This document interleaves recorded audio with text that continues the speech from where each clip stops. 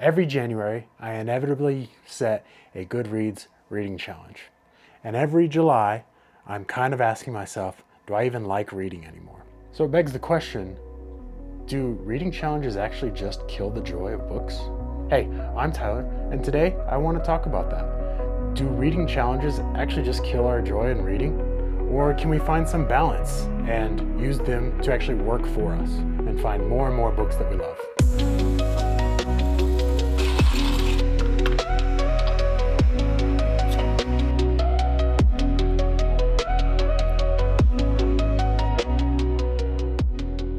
Picture this, it's January. You're excited for the year to come. You reflect on the books that you read last year. Maybe you're motivated to read more in the next year. Heck, you're gonna find your favorite book this year. So you set a huge goal on Goodreads, or just mentally. I wanna read X books this year. It feels good, it feels obtainable, you're feeling great about it. Now, I've done a Goodreads challenge since 2017.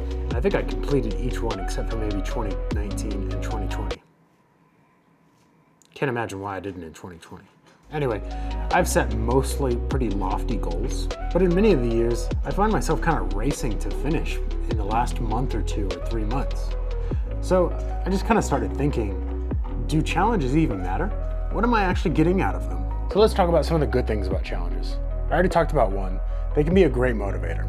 I remember when I was first getting into reading, I did a pretty lofty challenge, and what that did is it helped me to get into lots of different genres, helped me to get into lots of different books that I really loved at the time.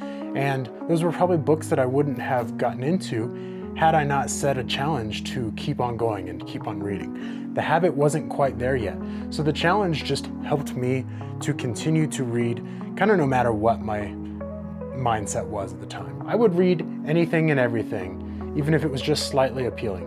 And frankly, it was great. I also have a core memory of going to the library for one of those summer readathons. I remember, reading all throughout the summer, trying to fill up that slip so that I could bring it back and have so many on there just to show off. I remember people being at the library, being very excited. It was a fantastic time, and I think that those kinds of challenges can really motivate either kids, adults, whoever, to just keep on reading and to find their own style. Second, it can build a great sense of community. Buddy reads or recommendations can help you find something that maybe you wouldn't have read on your own, maybe wouldn't have appealed to you in the same way, but then become something that maybe you want to explore that genre further. And to piggyback on that, challenges can be a great way to get out of our comfort zone, out of our bubble, and to find new genres. I kind of have to remind myself constantly that some of the books that I love, people don't love. And some of the books that I don't like are people's favorites. So reading challenges can sometimes get us into different genres that other people love that maybe we wouldn't have otherwise. But here's where it may start going wrong. Now it's September, or August, or July even, and that motivated person you were in January has lived a whole lot of life. You may be thinking, am I even having fun anymore? You may have been busy. You may have been flooded with anxiety and just not had any motivation. You haven't read nearly as much as you anticipated you would, and now suddenly you need to read twice as fast as your already kind of slow pace just to meet a number. Suddenly what was a refreshing hobby has become just a math equation or even a chore. You might find yourself rushing through books just to move on to the next one, to the next number. You start beating yourself up for maybe wanting to DNF something that you're not enjoying because that book would count towards the challenge.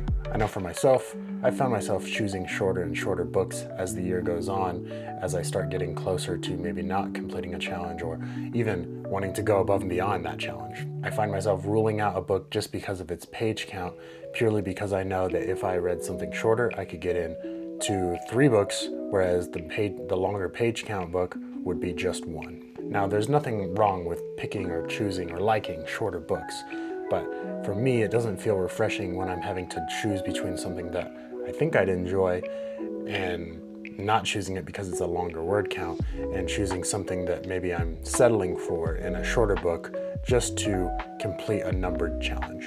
I would much rather read 1 book that I really like than 10 that are even just okay.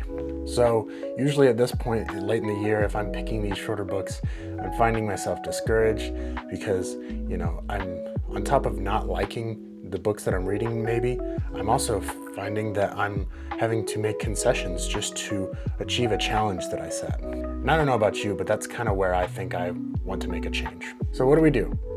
Is there a balance to this? I think so.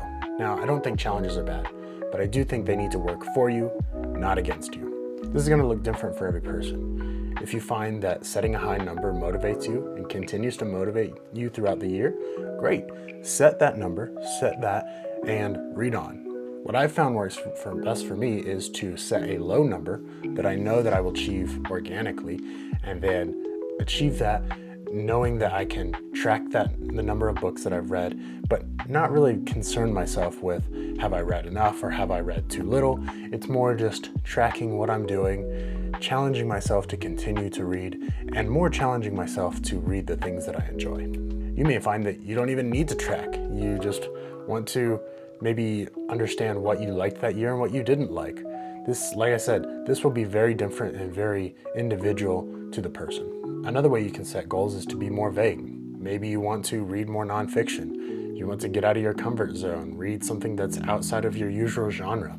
I decided at the beginning of this year that I wanted to read more nonfiction, and that's been a great challenge for me. I just know that I want to pick up nonfictions that look interesting, that will provide me some sort of value, and that I can enjoy reading in the process. This has been a great practice, and I found some really great books, and admittedly I've found some less than stellar books. But that gets into my last point about finding balance. When you can find freedom to find a challenge that works for you and not against you, you can find further the freedom to put down a book that maybe you're not liking and hopefully drag yourself out of slumps in reading or slumps in not enjoying something even quicker. I think that a strategic DNF is one of the best things that I can do for myself to continue to enjoy reading, to continue to find things that I like rather than getting discouraged about either not hitting a number or not enjoying something or feeling like I can't put something down because I don't like it. And sometimes a great book is just not going to work for you. Sometimes a strategic pause or even knowing that it's just not working for you, even if it's a well-liked book, is a good enough reason to put it down and say, this isn't for me, and move on to something that will be for you. I've always said life is too short for books that you just don't like. And I've had several books that I actually did end up really liking, but didn't work for me at a time. So sometimes it's just a timing issue. One of my favorite books of all time, The Way of Kings, I picked it up and about 2 chapters in, it just wasn't working for me. Maybe it was the timing, I don't really remember, but it just wasn't. So I put it down, and then a couple years later, I picked it back up, finished it, and it was one of my favorite books at that time. So strategic pauses can work kind of miracles for what you're doing, what you like, and what you don't like. So what do you think? Do reading challenges work for you? Do they motivate you? Do they kill your joy? Is there some middle zone where you can find that they will help, but also help you to find freedom to stop a book that you don't like or do something better? I'd love to hear how you use them or if you've sworn them off completely. And finally, if you liked this video, subscribe. I have a weekly update video where I update about what I'm reading. We do book reviews, we do updates on my first novel that I'm writing, and maybe some progress and challenges that I'm facing on writing and finding different things to read. Thanks for stopping by. We'll see you in the next one.